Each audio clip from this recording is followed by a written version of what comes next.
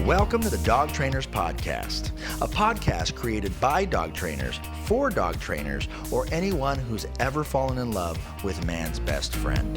Episode 2 is all about how to become a dog trainer. How does one get started in dog training if that's your passion and that's your goal? Mariano, what's your goal? What's your tip? What's your advice? So my advice is find a mentor. I think I was lucky enough to find you, and I think that you were lucky enough to find Bobby.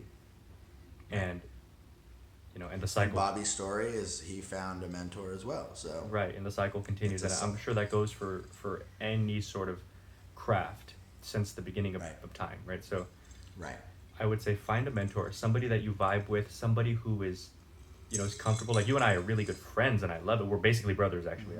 I always tell people that we're brothers. Yeah, of course. And you and Bobby have this really close relationship too, and I think that that's a good thing. And I would say find a mentor, someone who you're close with, but someone who is not willing to tell you like it is, and someone who is willing, to tell you like it is, and someone who is willing to push you. Right, and you also have to be able to be pushed. Yes, yeah, be coachable. That's huge. I think that goes for life regardless. Be coachable. If you do something wrong, don't let that ego bubble up. And I know it's not as easy as all that, but hear these words and think about them the next time you feel like you're, like your back is up, and relax it. You're here to learn, so do that. Agree. So let's talk about a couple different avenues there are on how to become a dog trainer. All right. So one way, which is not the way we recommend, you could read a bunch of books. Right. Watch a lot of YouTube videos, and you know what? Start your own business, okay? Just like in medicine, they call it a practice because every year, every 2, 3, 4, 5, 10 years, there's something new in the research. There is something new brought into the industry, and they call it a practice because you have to practice constantly to become a master at your craft. Whether you're a doctor, a lawyer, a dog trainer, it doesn't matter. Practice is called practice for a reason, right? So you could do that. Now the problem with that is there's so much knowledge out there that if you over educate yourself, you will know a little bit about a lot, which doesn't necessarily help you deal with more intense issues or more extremes in the dog training world, like a working breed, or pretty much you can't read about something that is a physical skill. You can understand it, but you will never become a professional if you just read or watch videos on it. You need to, in essence, have dogs to practice with. Now, the right thing to do, don't practice on paying clients. Don't practice and fail on paying clients. If you're going to start your business right off the bat, right? If you are going to practice, ideally we want to practice with a mentor who's guiding you to make sure that the success of that animal is there, right? But don't be one of those trainers who go and decide to charge someone $70 an hour, and all they're doing is referring to their textbook that they just picked up, or referring to someone else's video online, and they're just regurgitating and interpreting what it is that they saw to help them. And if that's you, not judging you, you just need to do better at I am judging you. You need to do more research. You need to train more dogs, because this is one of the big things that I'm upset with. So many times I hear clients tell me, I've been to 2, 3 trainers, and someone said that dog is not trainable. And then they bring the dog to me, and guess what? I trained the fucking dog. He's trained, still living in that home, when they were this close to getting rid of that dog. So don't call yourself a dog trainer until you've put the time, until you've put the research, until you put the man hours to actually get it done.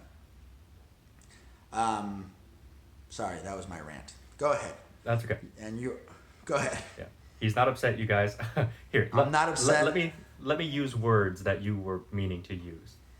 There you go. And I'm gonna liken it to something a little different. It's not that you shouldn't read and watch videos, because you should, but don't only do that and don't overdo that. Right. literal hands-on practice is going to push you through. And the problem is when you watch too many videos, you suffer from analysis paralysis, and you start to get into this weird thing to where you're watching, but you're not absorbing all the little nuances. And here's a quick example if this helps somebody understand. I do Right. jujitsu, and I'm a scrub. I'm a white belt. Okay, um, I watch matches all the time because I like to see the little nuances that people do. It's tiny implementations to the game that you already know, and a little grip here, a little something else there. And what I notice is I can watch one match, and one 8-minute match I can learn from for like months because there's that much little nuance. And it's I watch it over and over and over, actively trying to find new things every time, but I don't. My brain brings me back to the same thing every single time. I just see it Right. more and more clearly because I can anticipate, oh, it's coming and it's gone. And Right. only in practice I get to work on it, and now that's implemented into my game.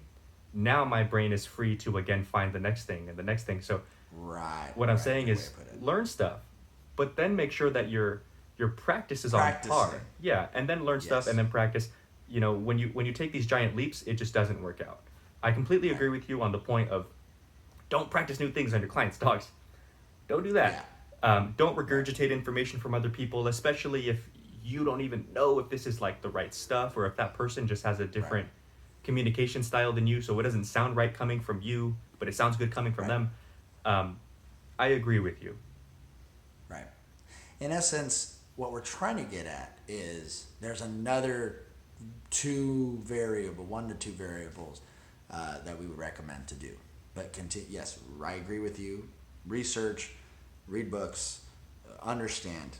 But, second thing you have to do, find a school of thought and find a mentor within that school of thought. Yeah. And get in there. Okay, and get in there. Okay, and the reason for this is the only way that you actually learn something wholeheartedly, completely in your brain.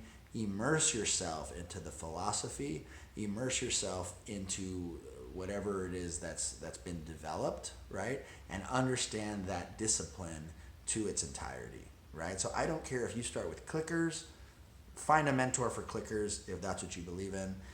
Find a mentor. If you're one of those trainers who work with police dogs and you're attracted to that. Find a mentor who works with police dogs. Don't get a job at Petco if you're really interested in police dogs, right? So find a mentor. Find a community of people that you can learn from. I honestly feel not all mentors are created equal. Every now and then we meet someone who is a master coach or is a master trainer who could train someone, who's who just thinks of things different, not people who are just like them. And that person is very far and few between, but usually there's 10 to 20 years of experience under that person's belt. So they're hard to find. They're diamonds in the rough for sure. But in the meantime, if you can find someone who is better at you than something, do as much as you can to learn from them, right? They don't have to be masters at business or anything, but they just need to be better. If you can see something that you desire in a person, attach yourself to them, learn from them, see if they will teach you, because guess what? As a teacher, we become better. We become better dog trainers when we learn to teach, actually, right? Right. And that's a cool part, right? I would say the third thing to really focus on, try and find an environment that you can immerse yourself with dogs. So it doesn't matter if you work for a rescue organization. See if they'll let you donate your time to work with these dogs who need the help, right? Do your practice on dogs who could benefit from this type of work. Maybe help them get adopted, or maybe dogs in the shelter who are forgotten and left alone anyways, but work with them and test your skills against that, right? You'll be able to see how not only your efforts can benefit a client in the future, but you'll see how you can help get these dogs homes. And that's something that I did in the first 6 months of me working at an animal shelter.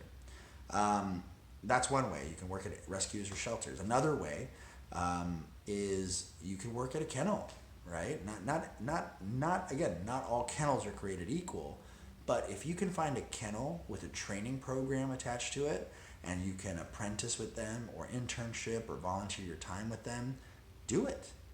Do it, right?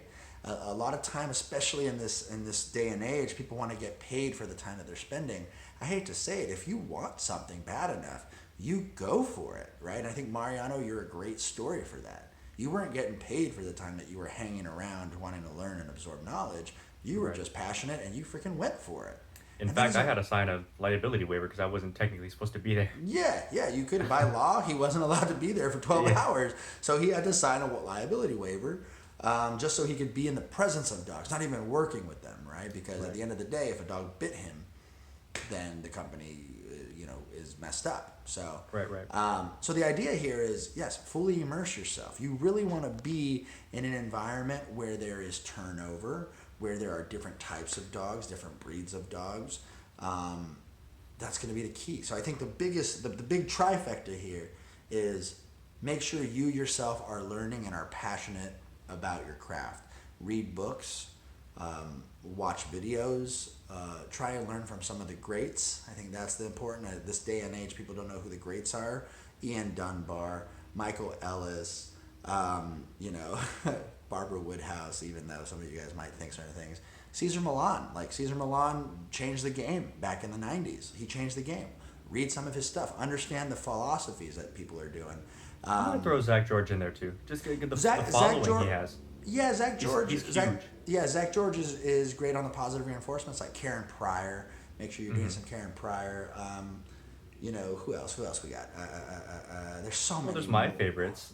I don't know if they count as greats yet, but there's doing good things, right? Sean O'Shea. Sean O'Shea is doing good things, yeah. Jeff Gelman, that's a huge one. Yep. Shout out to them. And then there's people who aren't even dog trainers, but who I think offer insight that a dog trainer should know, like Jim Rohn.